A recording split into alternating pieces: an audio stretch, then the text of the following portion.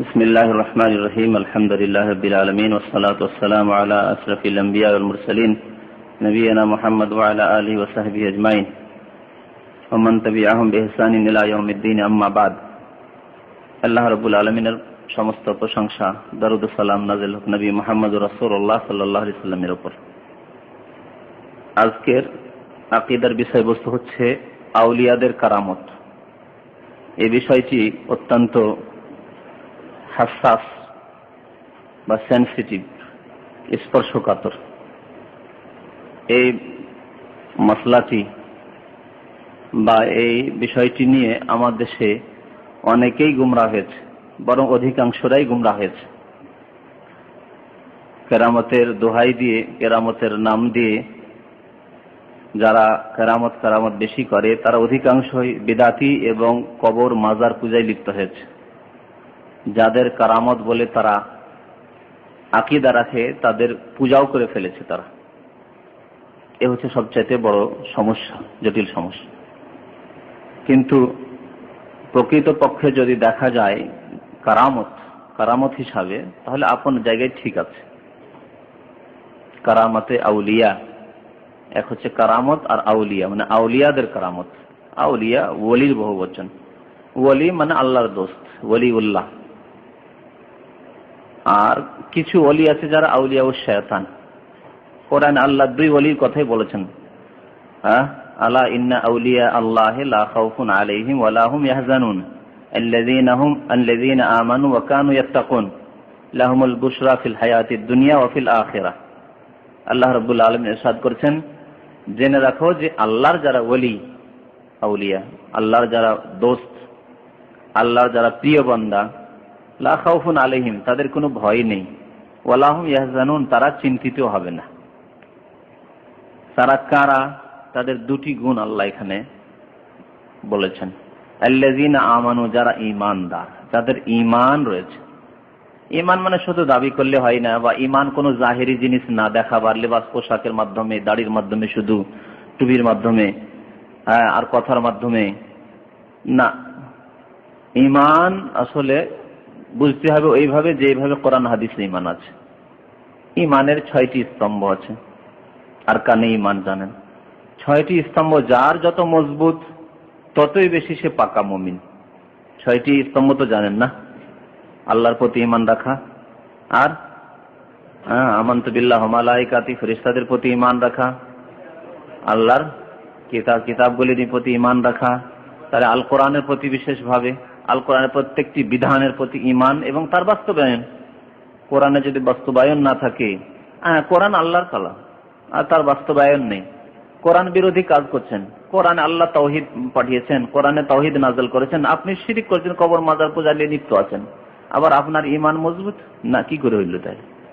তাহলে আল্লাহর কিতাবের প্রতি যাদের ঈমান রয়েছে, আর আল্লাহ রাসূলদের প্রতি ঈমান রয়েছে, রাসূলের আদর্শ থেকে অনেক দূরে, রাসূলুল্লাহ ওইসব কাজ করেননি, না করেছেন মিলাদ, না করেছেন কিয়াম, না নবী সাল্লাল্লাহু আলাইহি ওয়াসাল্লাম বা সাহাবায়ে কেরামদের আকীদা ছিল যে আল্লাহর ওলিরা হাজির নাজির হয়ে যায়, গায়েব জানতে পারে, অদৃশ্যের কথা জানতে পারে, জীবিত থাকে, মরে না তারা।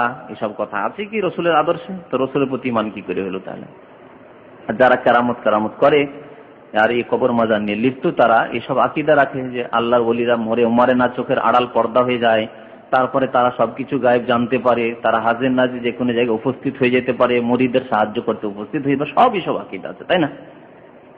রসুলের আদর্শ বিরোধী, তাহলে রসুলের প্রতি ঈমান কি করে হলো? আর ঈমানের স্তম্ভ হচ্ছে রসুলের প্রতি ঈমান, আর পরকালের প্রতি, আল ইয়াউমুল আখির, পরকালের প্রতি বিশ্বাস, আর ভালো মন্দ তকদিরে বিশ্বাস।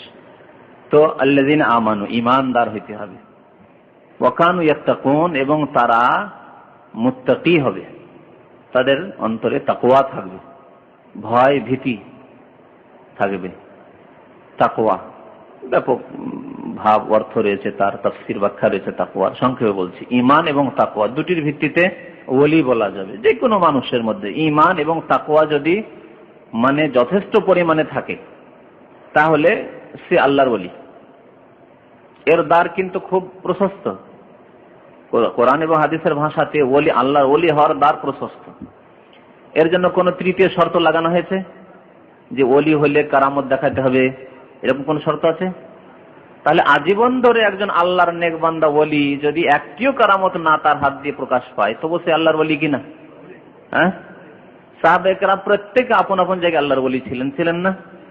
সাহাবায়ে কেরাম প্রত্যেকে আল্লাহর ওলি ছিলেন এবং আল্লাহর বড় ওলি ছিলেন। এর ঈমান আছে কি নেই? যেহেতু তাদের ঈমান সর্বোচ্চ ঈমান, সর্বোত্তম ঈমান, খাঁটি মুমিন তারা, তাদের ক্ষেত্রে কোনো প্রশ্ন উঠবে না যে অমুক ভুল করেছে অমুক ভুল করে, এরকম কোনো প্রশ্নই নেই। এই জন্য গত সপ্তাহে আলোচনা এসছে যে যদি তাদের কিছু ভুল হয়েও থাকে তাদের নেকি এত বেশি আছে যে গোনাগুলি নেকির তুলনায় কিচ্ছু না, এবং তা ক্ষমা হয়ে গেছে অলরেডি আগেই। কিন্তু পরবর্তীকালের কোন মুমিনের জন্য এইরকম কোনো গ্যারান্টি নেই যে তাদের গোনা খাতাগুলি ক্ষমা হয়ে গেছে। বুঝতে পারছেন? তো তারা প্রত্যেকে ওলি। কিন্তু কজন সাহাবাইকে? 1,24,000-এর অধিক সাহাবায়ে কেরাম ছিল। 1,24,000 শুধু বিদায় হজে হাজির হয়েছে, আর অনেক মাজুর যারা সাহাবী ছিল হয়তো হাজির হতে পারেনি হজে। তাহলে এত অসংখ্য সাহাবায়ে কেরামদের কয়জন সাহাবায়ে কেরামের কারামত দেখা গেছে? অনেকে হয়তো কারামতি বুঝেন না, এই জন্য আগে কারামত কি বুঝার প্রয়োজন, তাই না? কারামত কাকে বলে? হ্যাঁ, অলৌকিক ঘটনা। হ্যাঁ হ্যাঁ হয় কথা না, তা হয় কার হাতে, কার মাধ্যমে? হ্যাঁ, তার মাধ্যমে মানে রসুলের হাত দিয়ে যদি জাহির হয়। হ্যাঁ, তো রসুলের মাধ্যমে যদি হয় তো সেটি কি মানে রসুলের সেটি কি কারামত বলা হয় না? এই জন্য সংজ্ঞা করতে হবে পারফেক্ট।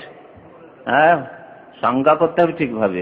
যে মুজিজা বলে যেগুলি অলৌকিক ঘটনা বলি নবীদের দ্বারা প্রকাশ হয়ে থাকে, নবীদের দ্বারা প্রকাশ পেয়ে থাকে, হয় আল্লাহর পক্ষ থেকে, আল্লাহর আদেশ ক্রমে, আল্লাহর ইচ্ছা ক্রমে, আল্লাহ না করলে তা হইতো না, তাই না? কিন্তু নবীদের মাধ্যমে, রাসূলদের মাধ্যমে যা প্রকাশ পেয়ে থাকে তাকে মুজিজা বলা হয়, সেগুলি অলৌকিক। আর যেগুলি আল্লাহর নেক বান্দা কিন্তু নবী নয়, সাহাবী, তাবেঈন, তাবা তাবেঈন, কিয়ামত পর্যন্ত যে কোনো নেক বান্দা, আলেম ওলামা আরো দ্বারা হইতে পারে, আল্লাহর নেক বান্দা দ্বারা হইতে পারে, তো তারও ক্ষমতাধীন না, যে কোনো সময় কেরামত দেখিয়ে দিবে এই কথা নেই। কিন্তু কেরামতে বা মুজিজাতে আল্লাহ যখন ইচ্ছা করবেন, কোন সময় ইচ্ছা করলে কোন অলৌকিক ঘটনা আল্লাহর নেক বান্দার মাধ্যমে প্রকাশ করতে পারেন, তার হাত দিয়ে, তার কাজে কর্মে, তার কথাতে প্রকাশ পেতে পারে। একে কি বলা হয়? কারামত বলা হয়। নবী ছাড়া অন্যের মাধ্যমে, অন্য কোন মুমিন, কিন্তু সে মুমিন হইতে হবে এবং নেক বান্দা, তার মাধ্যমে যদি মুমিন, এই জন্য যে আল্লাহর ওলিতে বলা হয়েছে ঈমান এবং তাকওয়া, মুমিন, মুত্তাকি, পরহেজগার আল্লাহর নেক বান্দার মাধ্যমে যদি কোনো অলৌকিক ঘটনা প্রকাশ পায় তাহলে তাকে বলা হয় কারামত। এখন আপ কারামত বুঝতে সুবিধা হবে কেউ যদি কারামত সম্পর্কে জ্ঞান না রাখতেন তাহলে। আর এই কারামত সম্পর্কে আহলে সুন্নাত ওয়াল জামাতের ঈমান রয়েছে যে সাহাবায়ে কেরামের জামানা থেকে শুরু করে কিয়ামত পর্যন্ত যে কোনো সময় হতে পারে। আল্লাহর নেক বান্দাদের হাতে বা কাজে কর্মে আল্লাহ প্রকাশ করে থাকেন, কিন্তু নেক বান্দা হওয়ার জন্য এটি শর্ত নয়। নেক বান্দা হওয়ার জন্য শর্ত নয়। শর্ত হওয়ার অর্থ কি? যে নেক বান্দা যদি প্রমাণ করতে হয় তাহলে কারামত দেখাইতে হবে, যেটা আজকালকার পীরদের মধ্যে মানে বিরাজ করছে। যে পীর কেন, পীরে কামেল কেন? আরে ট্রেন থামিয়ে দিয়েছিল, ট্রেন স্টার্ট নিয়ে তো বন্ধ হয়ে গেল, যখন পীর সাহেব এসে পৌঁছিল স্টেশনে তখন ট্রেন চলল। বুঝতে পারছেন? হতে পারে এইরকম, কিন্তু যতক্ষণ পর্যন্ত চোখে সচক্ষে না দেখেছেন, এবং তার সাথে সাথে তার আগের যেগুলি শর্ত সেটা হচ্ছে সেই লোকটি সম্পর্কে যতক্ষণ পর্যন্ত সম্যক জ্ঞান না আপনি হাসিল করেছেন, লোকটি তাওহীদবাদী, খাঁটি মুসলিম, না সে মুশরিক, কবর পূজারী। আল্লাহ বলছেন ঈমানদার এবং মুত্তাকির মাধ্যমে প্রকাশ পাবে, তাহলে মুশরিকের মাধ্যমে কারামত হয় না। কবর মাজার পূজারী যদি হয় কেউ, কবর মাজার পূজার জন্য আপনাকে আহ্বান করে, বলে যে চলো ওই মাজারে, হ্যাঁ, তারা এই মাজার নিয়ে যারা ব্যবসা করে, এই পীরতন্ত্র নিয়ে ব্যবসা করে, যারা মাজারের দিকে আহ্বান করে যে মাজারে গেলে মনের উদ্দেশ্য পূরণ হয়, তাহলে তারা মুশরিক, মুসলমান না, মুমিন না। আর আল্লাহ বলেছেন মুমিন হইতে হবে, মুত্তাকি হইতে হবে। তো মুমিন মুত্তাকির মাধ্যমে যে অলৌকিক কিছু ঘটনা ঘটে থাকে কিয়ামত পর্যন্ত তা হলে হতে পারে, কিয়ামত পর্যন্ত এই দরজা খোলা আছে, হতে পারে। আল্লাহই করান, কিয়ামত পর্যন্ত হতে পারে আল্লাহর হাতে, কিন্তু কোন মানুষের হাতে না। যেমন মুজিজার ক্ষেত্রে নবীর হাতে না। এখানে আরেকটি কথা বলি, নবীর হাতে না, বারবার কেন হাতে না হাতে না বলছি, যে বর্তমান যুগে পীরেরা বর্তমান যুগে, আর এই পীরতন্ত্র যখন থেকে শুরু হয়েছে তখন থেকে তাদের প্রতিযোগিতা হয় যে আমি এইরকম কারামত দেখাতে পারি। ও বলছে তোমার চেয়ে আমি বড় কারামত দেখাতে পারি, বলছে আমি বড় কারামত দেখাতে পারি। কথা বুঝতে পারছেন না? এইরকম প্রতিযোগিতা হয়, মনে হচ্ছে ওদের হাতে ঘরের ব্যাপার, ঘরোয়া ব্যাপার সবার কারামতি দেখানো। বুঝতে পারছেন? জানবেন যে এরা যারা এইরকম বলে যে আমি যে কোনো কারামত যে কোনো সময় দেখাতে পারি, বা প্রতিযোগ অমুক পীর এই কেরামত দেখেছে, আমার এইরকম কেরামত রয়েছে, যারা বলে তারা বুঝে নেবেন যে এরা হচ্ছে আউলিয়া উশ শয়তান।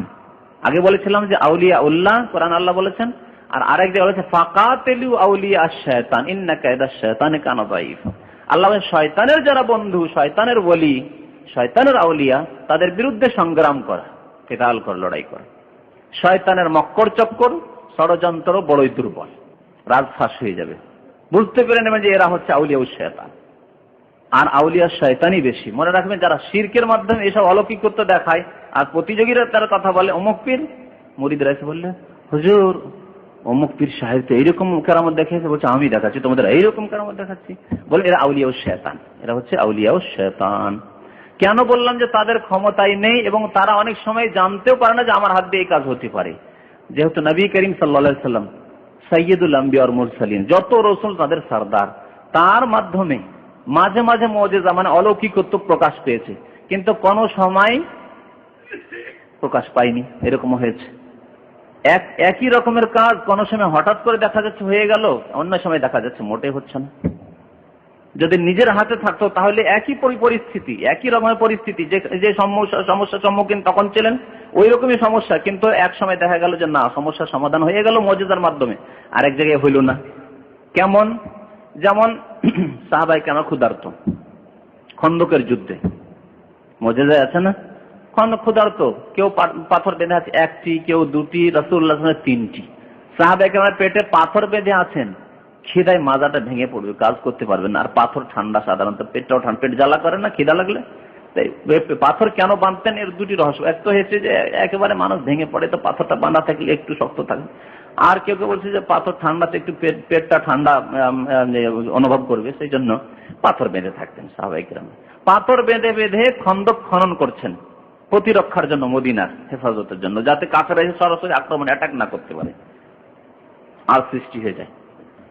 তো এই অবস্থাতে হযরত জাবের রাদিয়াল্লাহু তাআলা আনহু দাওয়াত দিলেন, বলি ইয়া রাসূলুল্লাহ অল্প আটা ছিল, রুটি পাকিয়েছি, আর আপনার একটা ছোট্ট ছাগল ছিল, এই 2 কিলো 2.5 কিলো 3 কিলো গোশত হতে পারে, তা আপনি আর আপনার সাথে 2-4 জন সাহাবা, আবু বকর, ওমর, এই 2-4 জন 5 জন সাহাবাকে নেন, এই কথা বললেন। রাসূলুল্লাহ কি করছেন?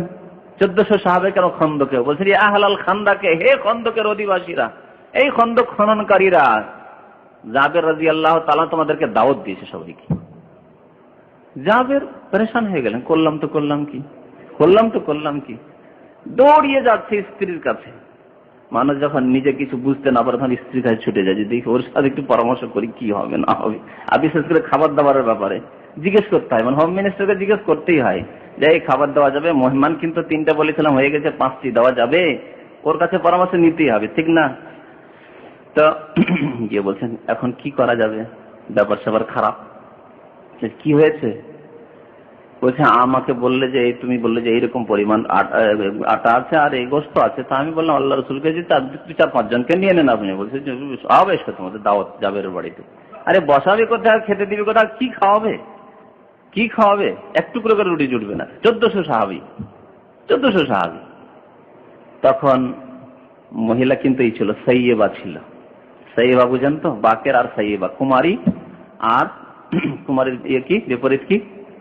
হ্যাঁ, বিবাহিতা মানে সাইয়েবা বলা হয় তালাক প্রাপ্ত বা স্বামী মরা মহিলাকে হাদিসের ভাষায়। তো হযরত জাবের, গত মঙ্গলবারে জাবের ঘটনা বর্ণনা করেছিলাম না, জাবের যুবক বাবা শহীদ হয়ে গেলেন প্রথম গিয়ে ওহদে। তো জাবের সাইয়েবা বিয়ে করলেন, মানে স্বামী হারা মহিলাকে বিয়ে করলেন, বিধবা বা তালাক প্রাপ্ত।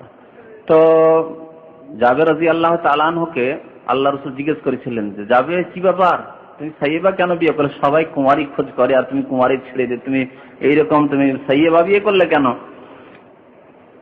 তখন কি বলেছিলেন জাবের, খুব জ্ঞানী ছেলে, ইয়া রাসূলুল্লাহ আমার 9টি বোন আছে, এখন যদি আমি ওই বোনগুলোর মতো কুঁয়ারি বিয়ে করি 14 বছর বা 15 বছর বা 18 বছর মেয়ে, তাহলে ওদের মতোই তো সে মানে তারও খিদমত করতে হবে। কে করবে,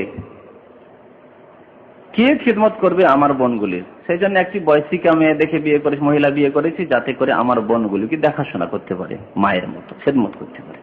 বুঝতে পেরেছেন? তো জাবের তার স্ত্রীকে বলছে, স্ত্রী বলছে যে আচ্ছা তুমি বলো, বলে দিয়েছো না যে আমাদের পরিমাণ, গোস্তের পরিমাণ একটি ছাগল 2-2.5 কিলো গোস্ত আর এই অল্প কটা রুটি, বলে দিয়েছো না? বলছে হ্যাঁ তা বলে দিয়েছি। বলছে যখন বলে দিয়েছো তাহলে আল্লাহ রসুল বুঝবেন, তোমার বোঝার কিছু দরকার নেই, আনতে দাও, আসো।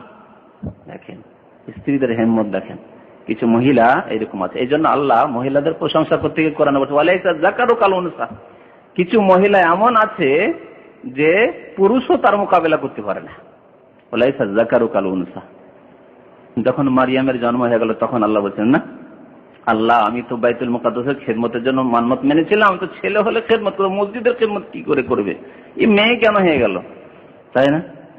হাই হাই করছিলেন, তখন আল্লাহ ওয়ালাইসা যাকারু কাল উনসা, ছেলে মেয়ের মতো হইতে পারে না, মেয়েতে আলাদা বরকত রয়েছে।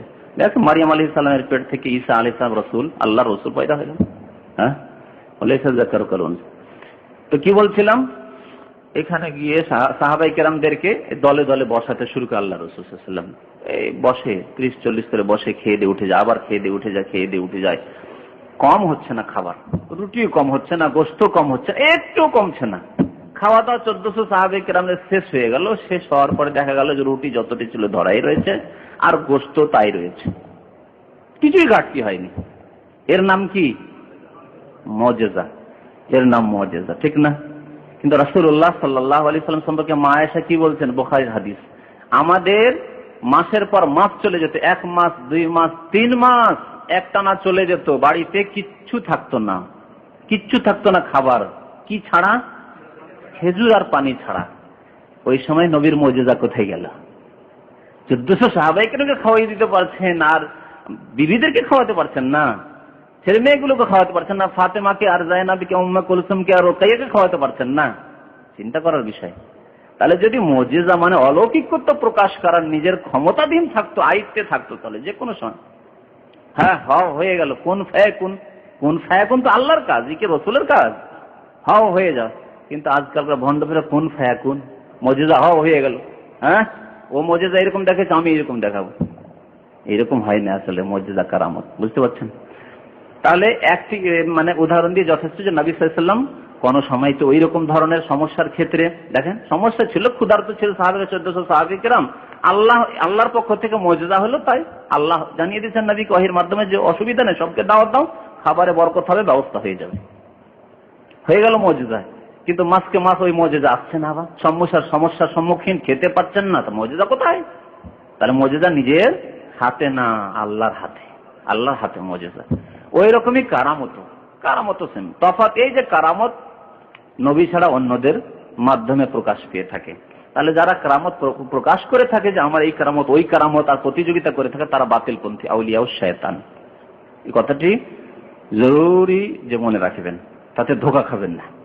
যদি দেখেন কোন পীর বলছে আমার এই কারামত রয়েছে, তার মুরিদরা বলছে এই কারামত রয়েছে, অমুক পীর যদি এ দেখাতে পারে, আমাদের পীর সাহেব এরকম দেখাতে পারে, জানবেন এরা আউলিয়া ও শয়তান। আর অধিকাংশ যারা শিরক বিদআতে লিপ্ত, তারা আউলিয়া ও শয়তানের কোনো সন্দেহ নেই। তৃতীয় আর একটি অলৌকিকত্বের কথা বলে দেন, কে বলতে পারেন? হ্যাঁ, জাদু। ঠিক, আমি অনেক সময় আলোচনা করি যে জাদু অলৌকিকত্ব, জাদু তো অসাধারণ দেখা যায় না?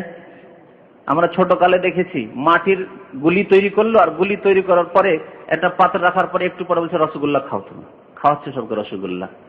দেখেছেন জাদুকরদের? আসামের জাদুকররা এইসব করে। এ অলৌকিকত্ব না, মাটি থেকে আপনাকে রসগোল্লা খাওয়াচ্ছে, মিষ্টি খাওয়াচ্ছে। মনে হলো যে একটা ছেলেকে জবাই করে দেয়, আমি তো নিজের চোখে দেখেছি, জবাই করে দিল, চাদর দিয়ে ঢেকে রেখেছে আর জবাই করে দিল, রক্ত বইতে আছে, তারপর ছেলেটি উঠে আবার দাঁড়িয়ে গেল 10 মিনিট আধা ঘন্টা পরে। অলৌকিকত্ব না? কিন্তু এই অলৌকিকত্বের নাম কি? মুজিজা না কারামত? বলবেন যে এও আল্লাহর ওলি? হ্যাঁ, এ হচ্ছে জাদুকর। হ্যাঁ, জাদুকর, এর নাম হচ্ছে সাহের, আর এ হচ্ছে আপনার মিন আউলিয়া শয়তান, শয়তানের ওলি। সে শয়তানের ওলি। ওই রকমই যারা শিরক করে, মাজার পূজা করে, কবর পূজা করে, বিদাত করে, রাসূলের তরিকা থেকে অনেক দূরে, আর তারপরে তাদের কারামত আপনারা বলেন কি ঘটনা দেখা যাচ্ছে, অনেক কিছুই দেখা যাচ্ছে। তিনি গেলাম পীর সাহেবের দরবারে, আর আমি যে কি উদ্দেশ্যে গেছি সব তিনি বলে দিলেন। আচ্ছা, আপনি বগুড়া থেকে এসছেন? গেছেন মনে করেন দেওয়ানবাগের কাছে। হ্যাঁ, বগুড়া থেকে এসছেন। আচ্ছা, আপনার ছেলে মেয়ে হচ্ছে না, সমস্যা? আচ্ছা, ঠিক আছে ঠিক আছে। আপনার রাস্তায় অসুবিধা হয়েছিল না, গাড়িতে অসুবিধা হয়েছিল, অ্যাক্সিডেন্ট হয়েছিল? হ্যাঁ, অবাক আপনি, কি রে এই হইল কি? তো এ তো পীরে কামেল করে দিলেন তাকে, পীরে কামেল। বুঝতে পারছেন? না না না, আসলে এদের শয়তান আছে, শয়তান নিযুক্ত আছে। শয়তান রিপোর্ট আপনি আসার অনেক আগে শয়তান পৌঁছে গেছে যে হ্যাঁ এক লোক আসছে, ওই এলাকায় শয়তান ছাড়া আছে, বগুড়াতে ওদের শয়তান ছাড়া। এরা শয়তান জিন ব্যবহার করে, তো জিন শয়তান ছাড়া আছে, ওরা ছুটে এসছে। আপনি বাসে আসছেন, সে তো বাতাসে উড়ে আসছে। হ্যাঁ, সুলাইমান আলাইহিস সালামকে কালা ইফরিত মিনাল জিন। হ্যাঁ, ইফরিত কি বলেছিল? ইফরিত মানে দেও। দেও কি বলেছিল? সাবা, ইয়ামান দেশে বিলকিস রানী, ওর সিংহাসনকে উঠিয়ে নিয়ে আসবে সুলাইমান আলাইহিস সালামের কাছে, ফিলিস্তিনে বা শামে উঠিয়ে নিয়ে আসবে। কতক্ষণ লাগবে? হ্যাঁ, কাবলা ইয়ারতাদ্দা ইলাইকা তারফুক, চোখের পলকে। বুঝতে পেরেছেন? ওটা কে ছিল? ইফরিত মিনাল জিন। আল্লাহ কোরআনে বলছেন দেও, জিনের মধ্যেকার দেও ছিল ইফরিত। বুঝতে পারছেন? তো ওই রকমই কত দেউ যে আছে এই ভণ্ডদের, তারা লাগা আছে। আপনার কোথায় অ্যাক্সিডেন্ট হলো, কোথায় আপদ বিপদ হলো, কি উদ্দেশ্য নিয়ে আসছেন, কখন বেরোলেন, কি খেয়ে দিয়ে বেরোলেন, না বাসি পেটে বেরোলেন, কষ্ট পেয়েছেন রাস্তাতে, না খেয়ে আরে আসছেন আপনি। আল্লাহ, এ পীরে কামের সবকিছু জানছে আমার। হ্যাঁ, বুঝতে পারছেন? এই হচ্ছে ব্যাপার স্যাপার। এতেই ধোঁকা খেয়েছে। ইন্নাহুন্না আদলালনা কাসীরাম মিনান নাস। এই ভণ্ড পীরেরা লক্ষ লক্ষ মুসলমানদেরকে মুশরিক বানিয়ে দিয়েছে, কবর পূজারী বানিয়ে দিয়েছে। কিন্তু এমনিতেই কারামতের ব্যাপারটি সত্য, কারামত হতে পারে, হয়েছে, কিয়ামত পর্যন্ত হতে পারে। আরেকটি জিনিস এখানে আরো মনে রাখবেন, মানে ওই ভ্রান্তিগুলো দূর করার জন্য সাহাবায়ে কেরামদের জামানায় বা তাবেঈনদের জামানায় কারামত হাজারে একটি হয়নি, মানে হাজারটি লোকের মধ্যে একটি লোকের কারামত হয়নি। হয়তো কোনো পার্সেন্টেজে তো আসবেই না। হাজারটি লোক, হাজারটি সাহাবের মধ্যে একটি সাহাবীর হয়তো কারামত হয়েছে কিনা হাদিস দ্বারা এতটুকু জানা যায়। সাহাবায়ে কেরামদের ঘটনাবলী, সত্য ঘটনাবলী যেগুলি হাদিসে এসছে, সেগুলি দ্বারা এই জানা যায় যে এত বেশি পাইকারি হারে কারামত ছিল না। কিন্তু আজকালকার পীরদের পাইকারি হারে কারামত। বুঝতে পারছেন? পাইকারি হারে কারামত। মরে যাওয়ার পরে চলে আসছেন, আসার পরে বিচার করছেন, ঝগড়া দ্বন্দ্ব সৃষ্টি হচ্ছে, চলে এসছেন কবর থেকে, আসার পরে বিচার করছেন। দেখেন, মরা মানুষ চলে আসছে কবর থেকে, এসে বলছে আপনার এইসব ঝগড়া করবেন না।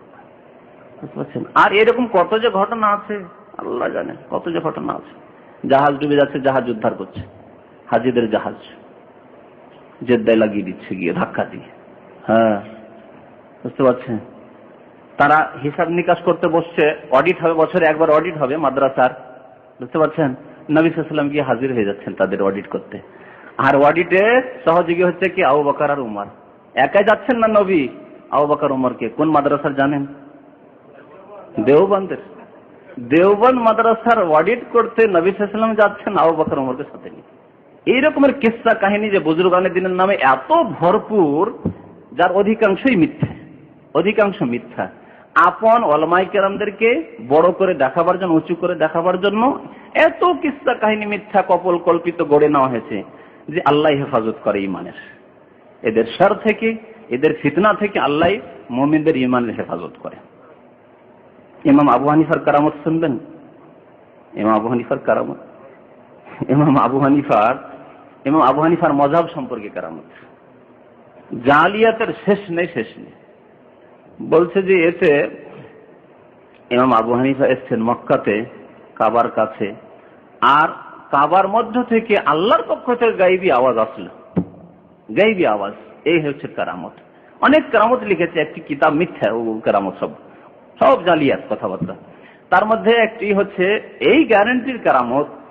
এই গ্যারান্টি তো নবী সাল্লাল্লাহু আলাইহি ওয়াসাল্লাম সম্পর্কে দেওয়া হয়নি, কিন্তু এই গ্যারান্টি ইমাম আবু হানিফার ঝুড়া কারামতে, মিথ্যা কারামতে দেওয়া হয়েছে। কাবার মধ্য থেকে আওয়াজ আসছে যে ইয়া আবু হানিফা, হে আবু হানিফা, ইন্নাল্লাহ কাদ গাফারা লাকা, ওয়ালিমান তাবিআকা, হে আবু হানিফা আল্লাহ তোমাকে মাফ করে দিয়েছে। আর কাকে? তোমার যারা মুকাল্লিদ হবে, যত হানাফি হবে বিশ্ববাসী সবকে মাফ করে দিয়েছে। ইলা ইয়াউমিল কিয়ামা, কিয়ামত পর্যন্ত। কিয়ামত পর্যন্ত যত হানাফি হবে আগেই মাফ হয়ে গেছে। বুঝতে পারছেন? যেমন তেমন কেরামতি, যেমন তেমন কেরামতি। আওয়াজ আসছে থেকে আবার কাবা ঘর থেকে। কাবা ঘর থেকে আওয়াজ কার? আল্লাহর আওয়াজ, না হয় ফেরেশতা, আল্লাহর পক্ষ থেকে ফেরেশতার আওয়াজ। বুঝতে পারছেন কিভাবে কেরামত তৈরি করা হয়েছে? বানানো কেরামত কিভাবে তৈরি করা হয়েছে। আগেই মাফ, অলরেডি মাফ হয়েছে। অলরেডি মাফ আর একটি দলের হয়েছে, খ্রিস্টানদের। খ্রিস্টানদের আগে গুনাহ খাতা মাফ হয়েছে, এটি জানেন না? জানেন না? হ্যাঁ, ঈসা আলাইহিস সালাম সুলিতে চড়ে গেলেন, খ্রিস্টান জগতের সব মাফ। এই জন্য খ্রিস্টানরা অবাধ মিলামিশায় জানা ব্যভিচার করছে, যারও সন্তান জন্মাচ্ছে যা ইচ্ছা তাই করে যাচ্ছে খ্রিস্টান জগতেরা, এই সুলির পূজারীরা। সব মাফ তো। হ্যাঁ, আমাদের কাফফারার জন্য, মানে খ্রিস্টানদের কাফফারার জন্য হযরত ঈসা আলাইহিস সালাম কি করেছেন? সুলিতে চেপে গেছেন। এই হচ্ছে থিওরি তাদের, এই হচ্ছে আকীদা খ্রিস্টানদের। আর ওই আকীদায় যদি থাকি, যথেষ্ট হানাফি শুনেছি যে কেরামতিতে যে মা আবু হানিফা যখন এসেছিলেন কাবা ঘর থেকে আওয়াজ পাওয়া গেছে। কি এগুলো সব? এই জালিয়াতিতে ভর্তি কেরামত। এই জন্য কেরামতের নাম নিতেই ভয় লাগছে, কেরামতের নাম নিতেই ভয় লাগছে। আরে বাপরে, এই ফিতনার ফিতনা, ফিতনায় ভর্তি কেরামত। তবে আসল কেরামত রয়েছে যদি আল্লাহ নেক বান্দা আল্লাহ পাক রব্বুল আলামিন চান তো কোন সময় তার দ্বারা কেরামত প্রকাশ পেতে পারে। এই জন্য কিছু নজির পেশ করব। আমি ওই মিশকাতের হাদিসটা নিয়ে এসেছি, তাতেও কিছু হাদিস রয়েছে যেগুলি দুর্বল, আর কিছু সহিহ। ওই সহিহগুলো শুধু পেশ করবো যে সাহাবায়ে কেরামদের জামানায় কিছু যে কারামত হয়েছে, আর এই রকমের কারামত হতে পারে মাঝে মধ্যে, কিন্তু আল্লাহর নেক বান্দা হইতে হবে। তাই শেখুল ইসলাম ইবনে তাইমিয়া রাহমাতুল্লাহ আলাইহি বলছেন যে আমিন উসুল আহলিস সুন্নাহ, আহলিস সুন্নাত ওয়াল জামাতের মূলনীতি অর্থাৎ আকীদা হচ্ছে আত-তাসদীক সম্পর্কে জীবনেও কোনো রিমার্কস নেই, না কোনো কাবিরা গুনাহ করতে দেখা গেছে, না মিথ্যা কথা বলতে দেখা গেছে, না শিরক বিদআত করতে দেখা গেছে। আল্লাহর কথা বলে, রাসূলের কথা, দিনের খাদেম সে, দিনদার পরেজগার মানুষ সে, নামাজের পাবন, কাবিরা সাগিরা থেকে বেঁচে থাকে, জানা নাই যে কোনো সময় সে গুনাহ করে, শিরক তো করেই না, বিদআত তো করেই না, বিদআত মুক্ত শিরক মুক্ত, তাহলে হইতে পারে। আর চোখের সামনে দেখতে পারেন যে অলৌকিকত্ব দেখলাম, অবাক জিনিস দেখলাম, বিভিন্ন রকম অলৌকিকত্ব হইতে পারে। দোয়া কবুল হয়ে যায়, দোয়া করলে কবুল হয়ে গেল, অলৌকিকত্ব, এটি কেরামত। আমি যখন ছোট ছিলাম, বাল্য জীবনে, এক আলেম আমাদের এলাকায় ছিলেন, অত্যন্ত পরেজগার, মাওলানা আব্দুল তওয়াব বলে তার নাম, মারা গেছেন রহমতুল্লাহ আলাইহি। তো আমি খুব ছোট ছিলাম, একটু মনে পড়ছে, আমার আব্বা বলতেন ইস্তিসকার নামাজ, আমি আমার আব্বার সাথে গেছি, ইস্তিসকার নামাজ তো বুঝেন, পানি চাওয়ার জন্য। নামাজ পড়ে আসতেই পারিনি, ওই মানে ঈদগাহে ইস্তিসকা হলো, আর রাস্তায় আছি, এমন বৃষ্টি শুরু হয়ে গেল, ভিজে বাড়ি পৌঁছিলাম। কারামত, এটি একটি কারামত। তো তাই বলছেন আত-তাসদীক বে কারামাতিল আউলিয়া। আহলে সুন্নাতের আকীদা হচ্ছে যে আমরা আল্লাহর ওলিদের কারামতকে বিশ্বাস করব। ওয়ামা ইউজরিল্লাহু আলা আইদিহিম, এবং আল্লাহ তাদের হাতে, দেখেন আল্লাহর কথা বলেছে, আল্লাহ তাদের হাতে প্রকাশ করে থাকেন, ইউজরিল্লাহ, আল্লাহ প্রকাশ করে থাকেন কি, মিন খাওয়ারিকিল আদাত, অসাধারণ কিছু ঘটনা, অলৌকিক ঘটনা। খাওয়ারিক আদাত মানে সাধারণত যা না হয় তা বিরোধী। ফি আনওয়াইল উলুম, হয়তো জ্ঞানের দিক দিয়ে এমন কিছু জ্ঞানের কথা বললো যা সাধারণভাবে হইতে পারে না, এই লোকটি কি করে হাসিল করলো এই জ্ঞান, এই ইলম। ওয়াল মুকাশাফাত মানে কোন জিনিসের কাশফ হয়ে যাওয়া, কাশফ কথাটা আমাদের খুব বেশি, খুব কাশফ হয় আমাদের দেশে, বুঝছেন। কাশফ আছে, কাশফ কিরকম? কাশফ মানে কোন জিনিসের পর্দা খুলে যাওয়া। ধরেন এখান থেকে আপনার ঢাকা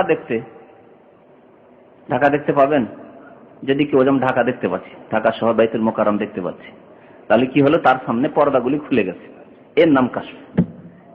এখানে বসে বসে কাবা দেখতে পাচ্ছি আমি, কোন একটি দৃশ্য দেখতে পাচ্ছি, লড়াই হচ্ছে, যুদ্ধ হচ্ছে অমুক জায়গায়, আমি তো সব দেখতে পাচ্ছি, তাহলে এর নাম কাশফ। তো এই আল্লাহ ইচ্ছা করলে পর্দা খুলে দিতে পারেন। নবী সাল্লাল্লাহু আলাইহি সাল্লামের জন্য কাশফ করেছিলেন, এটি মুজিজা, নবী যেহেতু সেজন্য মুজিজা। নবী সাল্লাল্লাহু আলাইহি ওয়াসাল্লামের জন্য আল্লাহ পর্দা কখন খুলেছিলেন? মক্কাতে ছিলেন তিনি, মেরাজ থেকে ফিরে আসার পরে মক্কার কাফেররা বলল, মিথ্যুক, এতদিন তো জমিনের মিথ্যার কথা বলছিল, এখন বলছে আকাশ থেকে ফিরে এসেছি, আকাশ থেকে 7 আকাশের উপর গেছে মিরাজ, বলছে দেখো মোহাম্মদ দেখো, আরে এক রাতের মধ্যে আবার এখান থেকে বাইতুল মুকাদ্দাস 1 মাসের রাস্তা, এখান থেকে ফিলিস্তিন, আর সেখান থেকে আবার বলছে 7 আকাশের উপরে গিয়েছে, আবার ওখানে গিয়ে আল্লাহর সাথে কথোপকথন, 50 ওয়াক্ত নামাজ, তারপরে ঘাটতি হইতে হইতে 5 ওয়াক্ত, এইসব কথাবার্তা দেখো কি মিথ্যা কথা। এই বলে অনেককে বিভ্রান্ত করতে চেয়েছিল, অনেক মুসলমানদেরকে বিভ্রান্ত করতে চেয়েছিল মক্কার মুশরিকরা। তারপরে মক্কার মুশরিক বলে, আচ্ছা মুহাম্মদ সাল্লাল্লাহু আলাইহি ওয়াসাল্লাম, তুমি যদি সত্যবাদী হও, কথাগুলি তোমার যদি সত্য হও, তো আচ্ছা বলো তুমি বাইতুল মুকাদ্দাস গিয়েছো তো, বলছে নামাজও পড়িয়েছো ওখানে, আচ্ছা বলো তো দেখি বাইতুল মুকাদ্দাসের মসজিদের কটি দরজা, হ্যাঁ, তারপরে ডান দিকে কি আছে, বাম দিকে কি আছে, হ্যাঁ, সামনে কি আছে, পেছনে কি আছে। বলতে পারলেন না, স্বাভাবিক কথা, কে বলতে পারে, কে বলতে পারে? এসব কাজ কে করে? একজন মানুষ যার সময়ের মূল্য রয়েছে এসব কাজ করবে? দরজা গনে বেড়াবে? এই যে আপনি এতদিন ধরে শিখতে আছেন, আপনি বলতে পারবেন যে কটি দরজা আছে শিখো জামা মসজিদের? বলতে পারবেন না, যেহেতু এই কাজ তো একটা পাগল লোক করে। পাগল লোক হয়তো দরজা গনে বেড়াতে পারে, কিন্তু একজন বিবেক সম্পন্ন মানুষ দরজা গনে বেড়াবে? নবী সাল্লাল্লাহু আলাইহি ওয়াসাল্লাম বললেন যে তা তো আমার জানা নেই, চুপ হয়ে গেলেন। হাদিস আছে, আল্লাহ রাসূল বলছেন, ফাকারাত কুরবাতান লাম আকরুব মিসলাহু কুতু, আমি এত পেরেশান হয়ে গেলাম, বিচলিত হলাম যে এইরকম বিচলিত কখনো হয়নি, যে মুশরিকদের জবাব দিতে পারলাম, লাজবাব হয়ে গেলাম। কে তো আমাকে নিয়ে হাসি তামাশা শুরু করে দিল। ফাজাল্লাল্লাহু লি বাইতুল মুকাদ্দাস, আল্লাহ তখন বাইতুল মুকাদ্দাস আমার জন্য খুলে দিলেন, তাজাল্লি করে দিলেন, কাশফ, এর নাম কাশফ। তো নবী সাল্লাল্লাহু আলাইহি ওয়াসাল্লামের হয়েছে। হযরত উমর রাদিয়াল্লাহু তাআলা আনহু সম্পর্কে একটি ঘটনা আছে, যা আমি ইনশাআল্লাহ সময় থাকলে বলবো। এরকম হলে হতে পারে, কিন্তু কাশফ মানে একেবারে কাশফের অভাব নেই, যার তার কাশফ আর বিদাতীদের কাশফ না, এগুলি হচ্ছে মিথ্যা, এগুলি মিথ্যা কথাবার্তা। আর যদি হয় তো জানবেন তারা শয়তান ব্যবহার করছে, জাদুকরদের মতো, আউলিয়া ও শয়তান। কাশফ আপনাকে জাদুকর দেখাতে পারে, জাদুকর দেখাতে পারে, কিন্তু আপনি কি বলবেন সে আল্লাহর ওলি? কারামত বলবেন জাদু, ম্যাজিক, তাই না? তো ম্যাজিক বলবেন, জাদু বলবেন, তো ওই রকমই আপনি এদের ক্ষেত্রে যারা বিদাতি, কবর পূজারী, তাদের ক্ষেত্রে বলবেন যে এরা জিন শয়তান ব্যবহার করে, জিন শয়তান বশে করে রাখা, এইভাবে দেখাচ্ছে। হ্যাঁ, ওয়া আনওয়াইল কুদরা, বিভিন্ন রকমের ক্ষমতা, যা সাধারণ ক্ষমতার বাইরে, বিভিন্ন রকমের ক্ষমতা দেখাচ্ছে হয়তো। আর তাসিরাত, বিভিন্ন রকমের প্রতিক্রিয়া, প্রতিক্রিয়া, পানিকে আগুন করে দেওয়া, আগুনকে পানি করে দেওয়া, আগুন আছে কিন্তু আগুনে জ্বালাচ্ছে না, জ্বলছে না, এগুলো তাসির। ওয়াকাল মা'সুর আন সালিফিল উমাম, যেমন বর্ণিত হয়েছে বিগত জামানার বা প্রাচীন জামানার লোকদের সম্পর্কে, উম্মতদের সম্পর্কে, বিশেষ করে সূরা কাহাফে। সূরা কাহাফে যে যুবকগুলি, ইন্নাহুম ফিতিয়াতুন আমানু বিরাব্বিহিম, কয়েকজন যুবক, এরা আল্লাহর প্রতি ঈমান নিয়ে এসেছিল। জালেম বাদশা কি করলো, অর্ডার দিল এদেরকে ধরো, তখন তারা গিয়ে আশ্রয় নিল এক গুহায়, ঠিক না? আর কতদিন ধরে তারা ঘুমিয়েছিল? হ্যাঁ, ওয়ালাবিসু ফি কাহফিহিম সালাসামিয়াতিন সিনিনা ওয়াজদাদু তিসআ, 309 বছর। 309 বছর পরে আবার জাগছে, জাগার পরে আবার উঠে যাচ্ছেন বাজারে। মনে করলেন যে 2-4 ঘন্টা কি 10 ঘন্টা ঘুমিয়ে গেছি, আরে এত ঘুমিয়ে গেলাম তো খিদা লেগেছে, যাই দেখি একটু বাজারে গিয়ে খাবার নিয়ে আসি। আর পয়সা সেই জামানার 309 বছর আগের পয়সা, কয়েন্স নিয়ে যাচ্ছে, রৌপ্য মুদ্রা নিয়ে গিয়ে বাজারে এক দোকানে উঠেছে, খাবার টাবার দাও একটু। হ্যাঁ, খাবার নেওয়ার জন্য, কেনার জন্য উঠে যা, পয়সা দেখাচ্ছে, পয়সা দেখি তো তাকাচ্ছে, লোক কোথা থেকে রে বাবা, কোথা থেকে রে বাবা, এই পয়সা তো আমি চিনছি না। তখন বুঝতে পেরেছে, তোমার কোথা থেকে আসলে? বলছে দেও না তুমি খাবার দেন। বলছে না, কোথা থেকে আসলে, তোমার এই পয়সা কোথা খা, এই পয়সা তো জানি না কোন কালের আছে। যদি মোগলের জামানার আমরা পয়সা পাই তো অবাক হয়ে যাবো না? আরে বাবা, এই পয়সা নিয়ে কোথেকে আসলে? যাই হোক, তারপরে রাজাকে জানিয়ে দিল দোকানদার, ছুটে আসে আবার ওই গুহায় ঢুকে গেল, কিন্তু আর পৌঁছিতে পারলো না। রাজারা কত সৈনিক নিয়ে আসার চেষ্টা করলো যে পৌঁছি দেখি ওদের পর্যন্ত, পৌঁছি তার পারলো না। আল্লাহ এমন ওখানে ভীতির সৃষ্টি করে রেখেছিলেন যে আসলে ভয় পেয়ে তার পালাতে শুরু করতো মানুষ, ওই গুহার মুখে আসলে কাছে আসতে পারতো না কেউ। এগুলি কি কারামত? কারামত। এক তো 309 বছর ধরে ঘুম, তারপরে আবার জেগে যাওয়া, তারপর মরছেও না, না খেয়ে ঘুমিয়ে আছে 309 বছর ধরে, মরছেও না, কারামত না এগুলো?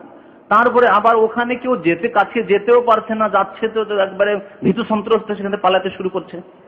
হ্যাঁ, তাদেরকে তো ধরার জন্য গিয়েছিল, কিন্তু ধরতে তো পারলো না তাদের। এগুলি সব কারামত। তো এই রকমের কেরামত যেমন প্রাচীন জামানায় হয়েছে, নবী সাল্লাল্লাহু আলাইহি ওয়াসাল্লামের জামানাতে সাহাবায়ে কেরামদের থেকে হয়েছে, তারপরেও হয়েছে, কিয়ামত পর্যন্ত হতে পারে, কোনো বিচিত্র না। আমার এক ক্লাসমেট, একই ক্লাসে পড়াশোনা করেছি, বেনারস যখন জামিয়া সালিফে পড়তাম, একই সাথে অ্যাডমিশন নিলাম, আর পড়াশোনা সে কন্টিনিউ না করতে পারে হাফেজ হয়ে গেল, সে হেফজে লেগে গেল। আখতার হোসেন বলে নাম, এবারে ছুটিতে গেছিলাম, দেখা হয়েছিল। সে হিন্দু ঘরের ললিত কুমার দাস তার নাম ছিল, শুনে রাখেন, নাম ছিল তার ললিত কুমার দাস। 20 বছর বয়সে মুসলমান, একটি পানের দোকান, তার আগে পান বিক্রি করত। তার বাড়ি ছিল আপনার দিনাজপুর, মানে পশ্চিম দিনাজপুর, যেটা আপনার বাংলাদেশ দিনাজপুর পাশে পশ্চিম দিনাজপুরে বাবা মায়ের বাড়ি। তার বাবা মারা যায় আগে, মারার পরে কি যে হলে সে মুসলমান হয়ে গেল। মুসলমান হওয়ার পরে আশেপাশে এলাকার যে হিন্দুরা ছিল তারা ষড়যন্ত্র করলো যে ওই পান বিক্রি করে, মুসলমান হওয়ার পরেও পান বিক্রি করে সেখানে। তো রাত্রে সে 11টা 12টাতে পান বিক্রি করে আবার বাড়ি আসতো। রাস্তায় একদিন ঘেরাও করেছে, বলছে 70 জন লোক হিন্দু, 70 জন হিন্দু রসা নিয়ে, রসা বুঝেন তো, রশি রশি রশি, রশিকে মোটা মহলে রসা বলি। তো রশি নিয়ে আর অস্ত্র নিয়ে সব যে বাঁধব, বেঁধে জবাই করবো। ওদের মধ্যে মাত্র একটি ছিল ওই হিন্দুর বাড়ির চাকর মুসলমান, নাহলে তো ঘটনাটি জানতে পারা যেত না। হিন্দুর বাড়িতে চাকর থাকতো এক মুসলমান ছেলে, সে ছিল তাকে সাথে রেখে, 70 জনের মধ্যে একজন সে ছিল। ঘেরাও করে বসে আছে। আমি এই ঘটনাটি সরাসরি ওই ছেলে, মানে নতুন মুসলমানের কাছে শুনেছি, মানে আখতার হোসেনের কাছে শুনেছি। সে বলছে ওরা ঘেরাও করে বসে আছে, আমি কয়েকবার আমাকে ডাকলো, মানে যারা ষড়যন্ত্র করেছে তাদের লোক কিন্তু ডাকে, চলো বাড়ি যাই। সে বলছে না, যাবো না। ওর ইচ্ছা ছিল আজকে থেকেই যাবো, এখানে বাজারে থেকে যাবো, বাজারে দোকান পানের থেকে যাবো। তারপরে কি যে ইচ্ছা হলো, বলছে রাত 12টা যখন হয়ে গেল, আমি আর থাকবো না, চলে যাই। একটু মুডি লোকটি, এখনো মুডি, মানে হঠাৎ করে মুড হয় তার। তো চলে গেল। যাওয়ার পরে রাস্তায় ওরা তো প্রস্তুত হয়েছে, আসলেই মারবো ধরবো, কিন্তু কেউ দেখতে পেল না। আল্লাহর কুদরত, কেউ দেখতে পেল না। বাড়ি পৌঁছে গেল, সে কিচ্ছু টের পেল না। তারপরের দিন বা তারপরের দিন ওই চাকরের সাথে ওই নতুন মুসলমান আখতার হোসেন ললিত কুমার দাসের সাক্ষাৎ হচ্ছে। বলছে যে একটি ঘটনা আছে তোমাকে বলবো, তোমাকে মারার জন্য সব রশি নিয়ে আর অস্ত্র নিয়ে প্রস্তুত ছিল রাস্তায়, আমি ছিলাম তাদের সাথে, আমাকে বাধ্য করে রেখেছিল যেতে হবে তোকে, মানে এক বড় পয়সাওয়ালা হিন্দুর সে বাড়ি চাকর ছিল, যেতে হবে তোকে, যেতে হবে। তা আমি ছিলাম, কিন্তু আমি দেখতে পেয়েছি তোমাকে যে আখতার হোসেন যাচ্ছে, একজন মুসলমান দেখতে পাচ্ছে, আর 69 জন কাফের দেখতে পাচ্ছেন, তাদেরকে আল্লাহ অন্ধ করে দিচ্ছেন। কি এটি? এ হচ্ছে কারামত, হচ্ছে কারামত। কারামত হওয়ার জন্য পীর হইতে হবে কে বললো বলেন? কারামত হওয়ার জন্য আলেম হইতে হবে কে বললো?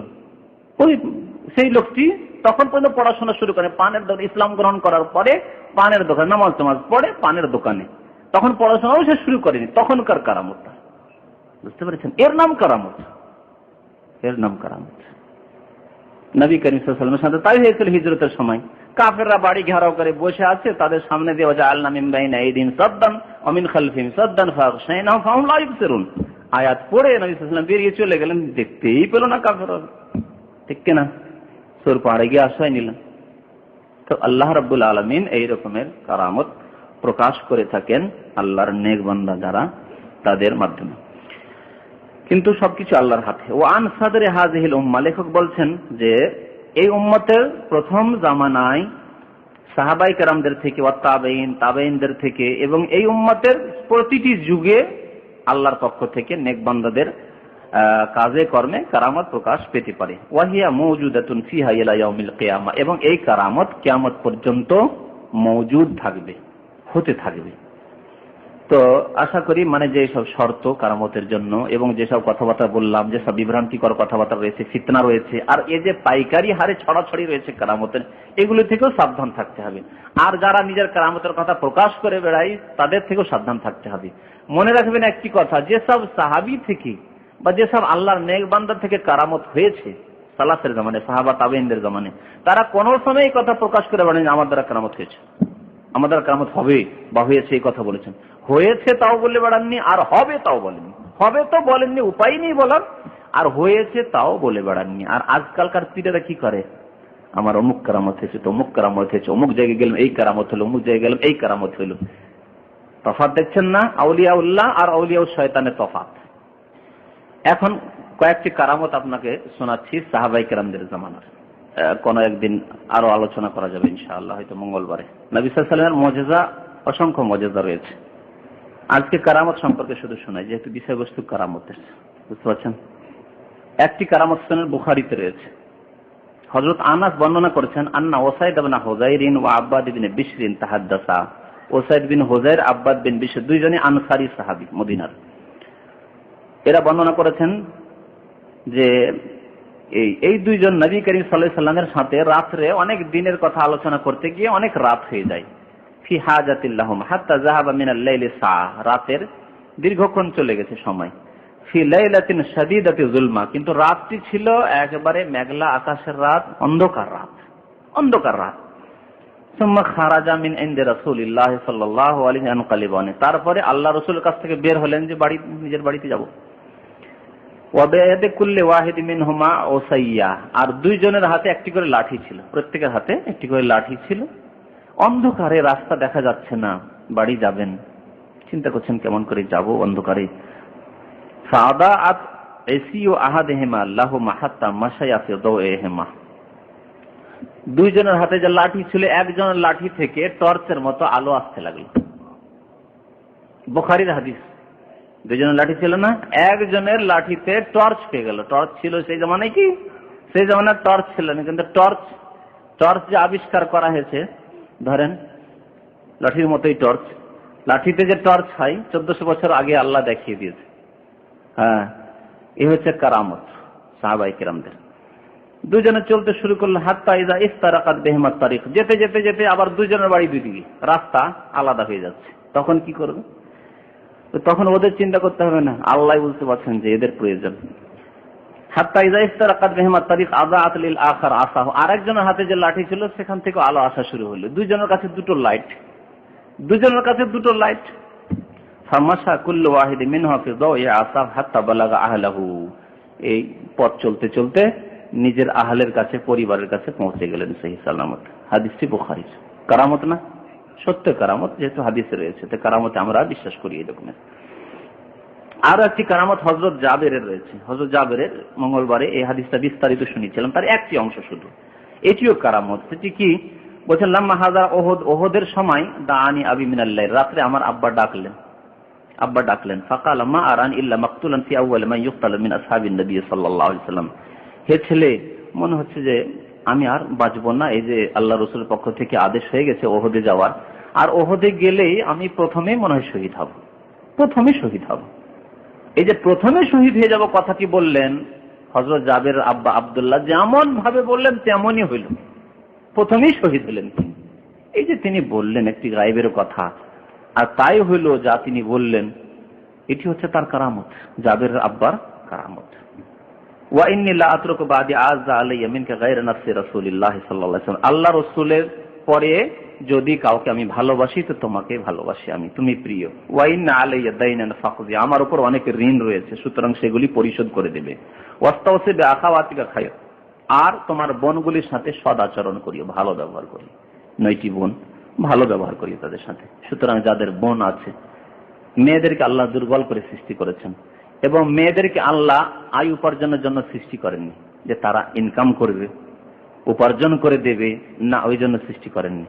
আজকাল মেয়েদেরকে আমরা পুরুষ বানাতে শুরু করেছি।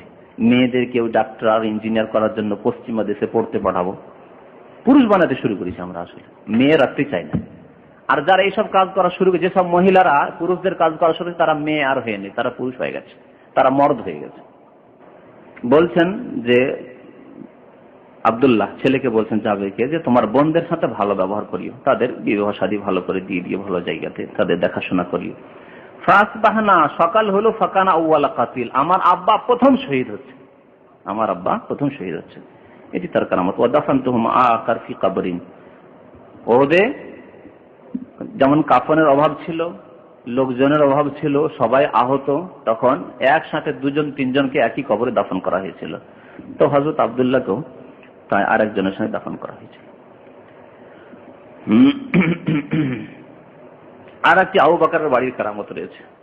আবু বকরের বাড়িতে মেহমান ছিল, এক রাতে মেহমান ছিল, খাবার দাবার অল্প ছিল, খাবার অল্প ছিল, কিন্তু বরকত এত হইল যে খাবার মেহমান খেয়ে যে খাবারের পরিমাণ ছিল ওই পরিমাণেই খাবার ধরা রয়েছে। আবু বকর রাদিয়াল্লাহু তাআলা আনহু বাড়িতে এই ঘটনা ঘটেছিল। এই হাদিসটিও বুখারীতেও আছে, মুসলিমেও আছে। হাদিসটি বড়, সেজন্য সংক্ষেপে বলছি। মেহমানরা খাবার দাবার শুরু করলো, তখন বলছেন যে ফাআকালা ওয়া আখাল, আবু বকরও খেলেন মেহমানদের সাথে। ফাজাআলু লা ইয়ারফাউনা লুকমাতান ইল্লা রাবাত মিন আসফালি, একটি লোকমা উঠাচ্ছে তো আবার লোকমা উঠালে তো গর্ত হবে না, সেই জায়গাটাতে গর্ত হবে, খাবার ঘাটতি হবে, কিন্তু ঘাটতি হচ্ছে না, আবার বরাবর হয়ে যাচ্ছে, বরাবর হয়ে যাচ্ছে। আকসারা মিনহা, মানে যতটা খাওয়া হচ্ছে তার আরো বেশি হয়ে যাচ্ছে বরং। ফাকাল আল ইমরাতি ইয়া উখতা বানি ফিরাস, স্ত্রীকে বলছে, কে? আবু বকর রাদিয়াল্লাহু তাআলা, হে বানি ফিরাসের বোন, ব্যাপারটা কি? মাহাজ, ইয়া আবার কি? কি বিস্ময়কর আশ্চর্যজনক দৃশ্য যে খাবার মেহমান খাচ্ছে আর বেড়েই চলে যাচ্ছে, বেড়েই চলে যাচ্ছে। কালাত, মহিলা বলছে, ওয়া কুররাতু আইনি ইন্নাহাল আন লা আকসারু মিনহা ক্বাবলা যালিকা বিসালাস মিরার, আমার নয়ন ঠান্ডা হলো, আমার নয়ন ঠান্ডা হলো। মহিলা বলছে, আবু বকর রাদিয়াল্লাহু তাআলা স্ত্রী বলছে যে এখন যে খাবারের পরিমাণ ফিরিয়ে দিলেন আপনি মেহমান খাবার পরে, তো দেখা যাচ্ছে যে 3 গুণ বেশি হয়ে গেছে। মহিলার বয়ান, হযরত আবু বকর স্ত্রী বলছেন যে 3 গুণ বেশি। ফাআকালু, নিজেরাও খেলেন, মানে যে মহিলারা যে বাড়িতে ছিল, মেয়েরা ছিল, তারাও খেলো। ওয়া বাসা বিহা ইলা নবী সাল্লাল্লাহু আলাইহি সাল্লাম, এবং তার একটা অংশ নবী সাল্লাল্লাহু আলাইহি ওয়াসাল্লামের জন্য পাঠালেন যে আল্লাহ রাসূলকে দিয়ে সহ দিয়ে যাও। ফাযুকির আন্নাহু আকালা মিন, আল্লাহ রাসূলও খেলেন নিজে ওই খাবার থেকে। তো এই রকমের কারামত হযরত আবু বকরের বাড়িতে হয়েছে, কিন্তু সর্বদাই হয়নি। আল্লাহ যেদিন চেয়েছিলেন সেই দিন হয়েছে। আবু বকর অনাহারে থেকেছে। আর একটি ঘটনা শুনেন, কাশফ, হযরত না কাশফি পরে শোনাচ্ছি। আর একটি কারামত শুনেন। সাফিনা মাওলা রাসূলুল্লাহ সাল্লাল্লাহু আলাইহি ওয়াসাল্লাম, আন্না সাফিনাতা মাওলা রাসূলুল্লাহ সাল্লাল্লাহু আলাইহি ওয়াসাল্লাম আখতা আল জেশ, রাসূলুল্লাহ সাল্লাল্লাহু আলাইহি ওয়াসাল্লামের আযাদকৃত গোলাম, তার নাম ছিল সাফিনা। সে রোম সাম্রাজ্যে লড়াই করার জন্য, জিহাদ করার জন্য গিয়েছিল। যাওয়ার পরে সেখানে যে সৈনিকরা ছিল, সৈনিকদের থেকে একাই ছুটে যায় কোথায়, রাস্তা হারিয়ে ফেলে। রাস্তা হারিয়ে দিয়ে সৈনিকরা কোন দিকে চলে যায়, কাফেলা, ও একাই পড়ে যায়। আর কোন কোন হাদিসে আছে যে রাস্তা ভুলে যায়নি, বরং তাকে গ্রেফতার করে নিয়েছিল কাফেররা, রোমের খ্রিস্টানরা গ্রেফতার করে নিয়েছিল। ফান্তালাকা হারিবান ইয়ালতামিসুল জেশ, তারপরে ওই সে গ্রেফতার হয়েছিল, কিন্তু সেখান থেকে সে পালিয়ে আসতেও পেরেছিল। সে পালিয়ে চলে আসলো। আসার পরে তালাশ শুরু করলো যে কোথায় গেল সেই কাফেলা, কিন্তু পেল না। হঠাৎ করে রাস্তায় এক বাঘ পড়ে গেছে। ফায়েজা হুয়া বিল আসাদ, সামনে এক বাঘ, টাইগার, আসাদ বলা হয় টাইগারকে। ফাকালা ইয়া আবাল হারিস, আরবি ভাষায় বাঘের কুনিয়ত রয়েছে, বাঘের ডাক নাম আবুল হারিস বলা হয়। হে বাঘ, সাফিনা বলছেন, বাঘ পড়ে গেছে সামনে, বাঘ হাও করে এসছে, খাবে এখন। সেই সময় কথা বলছে বাঘের সামনে। কি ইমান, কি সাহস, ইমান এর নাম। হে বাঘ, শোনো শোনো, আনা মাওলা রাসূলুল্লাহ সাল্লাল্লাহু আলাইহি ওয়াসাল্লাম, আমি আল্লাহ রাসূলের গোলাম, খাদেম, মনে রাখবে তুমি হাও করে আসছো, আমি আল্লাহ রাসূলের গোলাম বলছি। কানা মিন আমরি কায়তা ওয়া কায়তা, আমি এই করতাম, আল্লাহ রাসূলের জুতো সাফ করতাম, আল্লাহ রাসূলের পানি এনে দিতাম, আল্লাহ রাসূলের ওযুর পানি এনে দিতাম, আল্লাহ রাসূলের গোসলের পানি এনে দিতাম, খেদমত করতাম আমি। আর আমার সাথে এই ঘটনা ঘটেছে, গেছিলাম জিহাদে, আমি একা পড়ে গেছি, গ্রেফতার করে নিয়েছিল কাফেররা, সৈন্য চলে গেছে, আমি একা পড়ে গেছি। এখন তুমি সামনে কি করবে, করো তুমি। বাঘ কি করলো? ফাআকবালাল আসাদুল্লাহু বাসবাসাতুন, বাঘ তখন দেখেন, বাঘেরও মনে হয় চরিত্র কুকুরের মতো, লেজ হিলাতে লাগে। দেখবেন কুকুর যদি লেজ হিলায় তো কি বুঝেন আপনারা? হ্যাঁ, আনুগত্য করা। কুকুর যদি দেখা যায় যে লেজ হিলাচ্ছে, তার মানে আপনাকে আর কামড়াবে না, মানছে আপনাকে, বুঝতে পারছেন? লেজ হিলাতে শুরু করেছে বাঘে। হাত্তা কামা এলা জামবি, পাশে এসে বাঘ দাঁড়িয়ে গেল, আর হেঁটে যাচ্ছে ওর পাশে, বাঘ পাশে হাঁটছে রাস্তা দিয়ে। কুল্লামা সামিআ সাওতান আহওয়া ইলাইহি, যখনই কোন রকম আওয়াজ পায়, জঙ্গলে তো, যখন এই বাঘে কোন আওয়াজ পায়, অন্য কোনো বাঘের অথবা অন্য কোনো পশুর আওয়াজ পায়, তখন সেদিকে কেউ আক্রমণ করতে আসছে নাকি, এরকম মানে কি বলা হয়, দেহরক্ষী, বডিগার্ড, দেহরক্ষী হয়ে গেল এই বাঘ। যে বাঘ আক্রমণ করতে এসেছিল সে দেহরক্ষী হয়ে গেল। সুম্মা আকবালা ইয়ামশি আলা জামবি হাত্তা বালাগাল জেশ, চলতে চলতে সৈনিকরা, কাফেররা যেখানে ছিল সেখানে পৌঁছে দিয়ে চলে আসছে, বাঘে পৌঁছে দিয়ে আসছে। সুম্মা রাজা আল আসাদ, তারপরে বাঘ ফিরে আসলো। আর একটি হাদিস আছে যে বাঘ যখন ওখান থেকে ছেড়ে ফিরে আসছে, তখন একটি আওয়াজ করলো, হুঙ্কারের আওয়াজ করলো। সে আওয়াজের অর্থ মানে বিদায় করা, আলবিদা করা।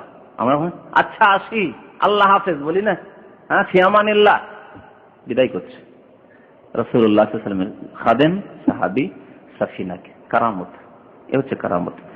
হাদিসটি শারহুস সুন্নাতে আছে। আর এই হাদিসটি সম্পর্কে আল্লামা নাসিরুদ্দিন আল বলছেন হাদিসটি হাসান। আর একটি মর্যাদা বর্ণনা করা হয়েছে, আশারা মুবাশশারা যে 10 জন সাহাবীর নাম আছে যে জান্নাতি, তাদের একজন ছিলেন সাঈদ ইবনে যায়েদ ইবনে আমর ইবনে নুফাইল।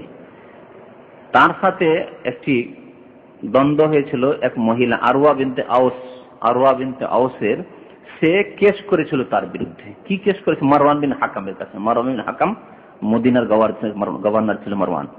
এই মারওয়ানের কাছে সে কেস করেছিল। ওয়াদাত আন্নাহু আখাযা শাইআম মিন আরদিহা, এর বিরুদ্ধে কেস করেছে যে আমার জমি বেঈমানি করেছে, জমি চেপে নিয়েছে। এই কেস করেছিল এই মহিলা আরওয়া হযরত সাঈদ বিন যায়েদের বিরুদ্ধে। তখন সাঈদকে ডাকা হল কেসের দিনে। সাঈদ কে মারওয়ান জিজ্ঞেস করলো যে তুমি এই মহিলার জমি বেঈমানি করেছো? তখন তিনি বলেছেন, আনা কুনতু আখুযু মিন আরদিহা শাইআন বাদাল্লাযী সামি'তু মিন রাসূলিল্লাহ সাল্লাল্লাহু আলাইহি ওয়াসাল্লাম। আমি জমিন বেঈমানি করতে পারি? আমি একজন সাহাবী মুসলমান, আমি জমিন বেঈমানি করব? আর রাসূলুল্লাহ সাল্লাল্লাহু আলাইহি ওয়াসাল্লামের কাছে স্বয়ং হাদিস শুনেছি এই ক্ষেত্রে কি শাস্তি রয়েছে জমি বেঈমানি করার, আমি এই কাজ করতে পারি? তখন মারওয়ান জিজ্ঞেস করলেন, মাজা সামি'তা মিন রাসূলিল্লাহ সাল্লাল্লাহু আলাইহি ওয়াসাল্লাম, আল্লাহর রাসূলের কাছে কোন হাদিস শুনেছো? কি হাদিস শুনেছো বলো দেখি। কাল সে বলল, সামি'তু রাসূলুল্লাহ সাল্লাল্লাহু আলাইহি ওয়াসাল্লাম ইয়াকুল, আল্লাহর রাসূলের কাছে বলতে শুনেছি, মান আখাযা শিবরাম মিনাল আরদি যুলমান, কেউ যদি জুলুম করে কারো আধা হাত জমিন বেঈমানি করে, আত্মসাৎ করে, তাহলে কি হবে? তুবিকাহু ইলা সাবি আরাজিন, 7 যে জমিন রয়েছে, জমিনের নিচে জমিন, জমিনের নিচে জমিনের 7 জমিনকে তার গলার হার করে দেওয়া হবে। ফাকালাহু মারওয়ান, মারওয়ান বলল যে লা আসআলুকা বাইয়ানাতান বাদা হাযা, এরপরে তোমার কাছে কোনো সাক্ষী চাইব না। মারওয়ানের বিশ্বাস হয়ে গেল, এই হাদিস যে বর্ণনাকারী, হাদিসের রাবি সে, আর সে এরকম বেঈমানি করতে পারে। বলছে তোমার কাছে এরপরে যদি কোনো কেস আসে তোমার বিরুদ্ধে বা তুমি নিয়ে আসো কোনো কেস, তো কোনো সাক্ষী প্রমাণের দরকার নেই, তোমাকে ডিগ্রি দেব। ফাকালা সাঈদ বললেন, আল্লাহুম্মা ইন কানাত কাযিবা, মিথ্যা কেস করেছিল সেই মহিলা। সেই জন্য সাঈদ একটি বদদুয়া দিয়েছিলেন, অভিশাপ। আল্লাহুম্মা ইন কানাত কাযিবা, হে আল্লাহ এই মহিলা যদি মিথ্যুক হয়, ফাআমে বাসারাহা, তার চোখ অন্ধ করে দাও, চোখ অন্ধ করে দাও। ওয়াক্তুল হাফি আরজিহা, এবং যেই জমিন সম্পর্কে বেঈমানির দাবি করছে সেই জমিনে তাকে হত্যা করো, সেই জমিনে তাকে হত্যা করো। কাল সামা মাতা হাত্তা যাহাবা বাসারহ, সেই মহিলা দীর্ঘ বয়স পেল, দীর্ঘদিন পরে সে অন্ধ হয়ে গেল। প্রথম দোয়া বদদুয়া, অন্ধ হয়ে গেল। অন্ধ হওয়ার পরে চলাফেরা করতো, বাইনামা হিয়া তামশি ফি আরজিহা, তারপর নিজের জমিনে, জমিন বেশি বাড়াবার জন্য না এই দাবি করেছিল, মিথ্যা দাবি করেছিল। বাইনামা হিয়া তামশি ফি আরজিহা, জমিনে অন্ধ অবস্থায় চলছিল। ইয ওয়াকাত ফি হুফরা, আর সেখানে একটি কুয়া ছিল, সেই কুয়াতে গিয়ে পড়ে গেল। ফামাতাত, আর সেই কুয়াই তার কবরস্থান হয়ে গেল, মরে গেল, সেই জমিনেই তার কবর হয়ে গেল ওই কুয়াতে। এইভাবে হযরত সাঈদ রাদিয়াল্লাহু তাআলা আনহুর দোয়া কবুল হয়। যেইভাবে দোয়া করেছেন ওইভাবে দোয়া হয়। দোয়া কবুল, অনেক সময় দোয়া কবুল হয় কিন্তু তফাৎ হয়ে যায়। হয়তো আপনি যেভাবে দোয়া করেছিলেন সেভাবে দোয়া হলো না, হয়তো ওর আর অভিশাপ লাগলো বা অন্য রকমের তার শাস্তি আল্লাহ দিলেন। দুনিয়াতে হয়তো দিলেন না, আখিরাতে আল্লাহ শাস্তি দেবেন, এইরকম হয় অনেক সময়। কিন্তু যেমন দোয়া করলেন, যেইভাবে করলেন হুবহু ওইভাবেই হইল। কারামত, দোয়া কবুল তার সাথে সাথে কারামত। সে মহিলা যখন অন্ধ হয়ে দীর্ঘদিন জীবিত ছিল, তখন সে বুঝতে পেরেছিল, অনুধাবন করতে পেরেছিল যে আমাকে বদদুয়া লেগে গেছে হযরত সাঈদ রাদিয়াল্লাহু তাআলা আনহু। যে হাদিস আছে, ওয়া আন্নাহু রাআহা আমিয়া, একজন বলছেন যে আমি তাকে অন্ধ অবস্থায় দেখেছি, আর সে চলাফেরা করত দেওয়ালগুলি ধরে। অন্ধরা কি করে? দেওয়াল ধরে ধরে, ওয়াল ধরে ধরে চলাফেরা করে, এভাবে চলাফেরা করতো আর বলতো, আসাবাতনি দাওয়াতু সাঈদিন, সাঈদের বদদুয়া আমাকে লেগে গেছে, সাঈদের বদদুয়া আমাকে লেগে গেছে। ওয়া আন্নাহা মাররাত আলা বিরিন ফি দারি আল্লাতী খাসামাতহু, বলছে যে জমি নিয়ে তাদের ঝগড়া ছিল সেই জমিতে একদিন চলাফেরা করতে গিয়ে সেই কুয়ায় পড়ে গিয়েছিল। ফাওয়াকাত ফিহা ফাকানাত কবরুহা, আর ওই কবর, ওই কুয়া থেকে আর কেউ উঠাতে পারেনি তাকে। কুয়ায় যে পড়লো, তারপরে কুয়া ধসে গেল, কবর ওটি হয়ে গেল, কাউকে আর কবরও দিতে হয়নি তাকে। কাশফের ঘটনা বলছেন, কাশফের ঘটনা শোনা বলছিলাম। কাশফের একটি ঘটনা শোনেন, হযরত উমর ফারুক রাদিয়াল্লাহু তাআলা আনহুর সাথে এই ঘটনা ঘটেছিল। হযরত আব্দুল্লাহ বিন ওমর বর্ণনা করেছেন আন্না ওমর বাআসা জায়শান, হযরত ওমর রাদিয়াল্লাহু তাআলা আনহু যখন খলিফা ছিলেন, আমিরুল মুমিনিন ছিলেন, তার জামানায় একটি সৈনিক দলকে পাঠিয়েছিলেন জিহাদ ফি সাবিলিল্লাহর জন্য। ওয়া আম্মারা আলাইহিম রাজুলান, তাদের আমির নেতা বানিয়েছিলেন, নিযুক্ত করেছিলেন একজন লোককে, যার নাম ছিল সারিয়া, ইউদআ সারিয়া, সারিয়া তার নাম ছিল। ফাবাইনামা ওমর ইয়াখতুবু, হযরত ওমর রাদিয়াল্লাহু তাআলা আনহু মদিনার মসজিদে নববীতে জুমার খুতবা দিচ্ছেন। ফাজাআলা ইয়াসি, জুমার খুতবা দিতে ওইদিকে যুদ্ধ চলছে, যেখানে যুদ্ধের প্রান্তে পাঠিয়েছেন রণক্ষেত্রে যুদ্ধ চলছে, আর এখানে রাসূলুল্লাহ সাল্লাল্লাহু আলাইহি ওয়াসাল্লাম হযরত ওমর ফারুক রাদিয়াল্লাহু তাআলা আনহু খুতবা দিচ্ছেন। এই খুতবার অবস্থায় হঠাৎ করে চিৎকার করে উঠেছেন, চিৎকার, বক্তব্য চলছে আর চিৎকার করে হঠাৎ উঠেছেন। কি বলছেন? ইয়া সারিয়াল জাবাল, ইয়া সারিয়াল জাবাল, হে সারিয়া, পাহাড়ের দিকে লক্ষ্য করো, পাহাড়ের দিকে লক্ষ্য করো। যেখানে লড়াই করছেন সেখানে ছিল পাহাড়, আর পাহাড়ের দিক থেকে শত্রু আক্রমণ করতে যাচ্ছিল। যদি আক্রমণ করে দেয় তাহলে কিন্তু মুসলমানরা পরাজিত হয়ে যাবে, এই ছিল পরিস্থিতি। তখন আল্লাহ রাব্বুল আলামিন কাশফ করে দিয়েছেন, খুলে দিয়েছেন, সেই দৃশ্যটিকে হযরত ওমরের জন্য খুলে দিয়েছেন। সাহাবীরা দেখছেন মসজিদ নববীতে, কেউ দেখতে পাচ্ছে না, যেহেতু তার কারামত, যদি তাকে আল্লাহ দেখাচ্ছেন, তিনি খলিফা। দেখতে পেয়ে বলছেন যে আরে আক্রমণ তো করতে যাচ্ছে, পেছন দিক থেকে আক্রমণ করতে যাচ্ছে, পাহাড়ের দিক থেকে, এই দিকটা যদি প্রতিরক্ষামূলক ব্যবস্থা না নেই মুসলমানরা, তাহলে তো হেরে যাবে। ইয়া সারিয়াল জাবাল বলছে, ফাআসনাদনা যুহুরানা ইলাল জাবাল, তারপর আমরা পাহাড়কে প্রতিরক্ষা হিসেবে ব্যবহার করে এদিকে লড়াই শুরু করলাম। ফাহাজামাহুমুল্লাহু তাআলা, তখন আল্লাহ রাব্বুল আলামিন কাফেরদেরকে পরাজিত করলেন আর আমাদেরকে জয়ী করলেন। হাদিসটি বাইহাকিতে রয়েছে এবং হাদিসটি হাসান। এছাড়াও কিছু কারামত আরো হাদিসে আছে, কিন্তু মিশকাতেও আছে, কিন্তু হাদিসগুলি যেহেতু জয়ীফ সেজন্য সেগুলি বর্ণনা করলাম না। আমরা জয়ীফ চর্চা করি না, আমরা যা বলি সেই কথাই যথাসাধ্য নিজের এলমে অনুপাতে বলার চেষ্টা করি। আল্লাহ রাব্বুল আলামিন আমাদেরকে সহি কথা বলার, সহি কথা বোঝার এবং সহি কথার প্রতি আমল করার জন্য তৌফিক দান করেন, আমিন। আল্লাহ রাব্বুল আলামিন আমাদেরকে শিরক বিদআত থেকে যেন